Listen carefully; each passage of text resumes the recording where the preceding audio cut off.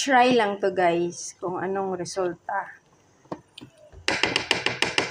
Nagki-crave yung utak ko nung kakainin. Pero hindi alam anong pwedeng kainin. So, nakita ko yung kamote. Gawan natin ng caption. For life. Preto-preto lang yan. Mekos-mekos lang yan. Nilagyan ko lang siya ng flour, sugar, kunting asin. 2 types ng flour yung nilagay ko guys para hindi siya magbuhaghag.